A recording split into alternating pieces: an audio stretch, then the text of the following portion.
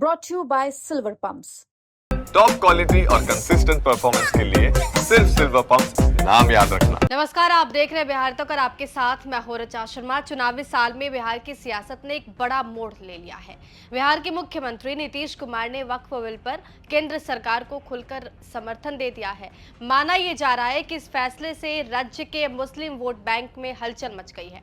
अब सवाल यह है कि क्या नीतीश कुमार अब सेकुलर राजनीति से हट गए हैं या फिर ये कोई नई रणनीति का हिस्सा है। देखिए, बिहार में इस साल विधानसभा चुनाव होने हैं और राज्य में 17.7% मुस्लिम आबादी है, जिनका असर करीब 47 सीटों पर माना जाता है। ऐसे में वक्फ संशोधन बिल पर उनका बीजेपी के साथ खड़ा होना एक बड़ा सियासी संकेत है। नुकसान की जानकारी होने के बाद भी सीएम नीतीश कुमार ने बीजेपी का साथ क्यों दिया और बीजेपी ने नीतीश कुमार को कैसे भरोसे में लिया, इसे समझते हैं। सबसे पहला पॉइंट है फोन कॉल। देखिए, बिल में जेडीयू के सुझाव जो दिए गए थे उसे शामिल किया गया और अमित शाह का ललन सिंह को कॉल करना एक बड़ी वजह मानी जा रही है। देखिए, बीजेपी की टॉप लीडरशिप ने बिल के एक एक पॉइंट को क्लियर किया। अमित शाह ने ललन सिंह और संजय झा के साथ मीटिंग की। दूसरी सबसे बड़ी वजह थी नीतीश कुमार की पार्टी जेडीयू के सुझावों को शामिल किया गया। जैसे कि बिल के मूल ड्राफ्ट में प्रावधान था कि नया कानून लागू होने के 6 महीने के अंदर एक सेंट्रल पोर्टल पर सभी वक्फ प्रॉपर्टीज का रजिस्ट्रेशन कराना जरूरी होगा।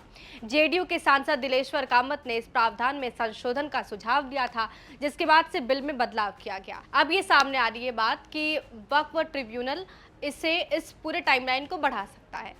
देखिए, कहा यह भी जा रहा है कि गृह मंत्री अमित शाह ने अपने हाल ही के बिहार दौरे के दौरान नीतीश कुमार से बातचीत की, उनको समझाया कि बिल गरीब और पसमानदा मुसलमानों के पक्ष में है। वो बिल पारित होने के बाद हमारे साथ आ सकते हैं। मसलन गृह मंत्री अमित शाह हाल ही में बिहार दौरे पर नीतीश कुमार से मुलाकात करने पहुंचे। अमित शाह ने समझाया कि ये कानून गरीब और पसमानदा मुसलमानों के हित में है। ललन सिंह और संजय झा के साथ दिल्ली में बीजेपी की मीटिंग हुई और जिसमें बिल की हर बारीकी को समझाया गया। बीजेपी की टॉप लीडरशिप ने बिल के एक एक पॉइंट को क्लियर किया। अमित शाह ने ललन सिंह और संजय झा के साथ मीटिंग की, तो ये कुछ वजह रही जिससे ये समझ आता है कि बीजेपी ने कैसे नीतीश कुमार को भरोसे में लिया। नीतीश कुमार ने हमेशा अपनी छवि एक सेक्युलर और संतुलित नेता की बना रखी है, लेकिन इस बार वो एक नए प्रयोग की ओर बढ़ते दिख रहे हैं। अब देखना होगा कि वक्फ बिल पर लिया गया ये फैसला उन्हें चुनावी फायदे में बदलता है या फिर मुस्लिम वोट बैंक से दूर कर देता है। आपको इस पूरे मुद्दे पे क्या कुछ कहना है? वक्फ संशोधन बिल के पास हो जाने के बाद इसका असर कितना देखने को मिल रहा है बिहार की राजनीति में? हमें कमेंट बॉक्स में जरूर बताइए। बिहार की तमाम खबरों के लिए हमारे साथ बने रहिए, देखते रहिए बिहार तक।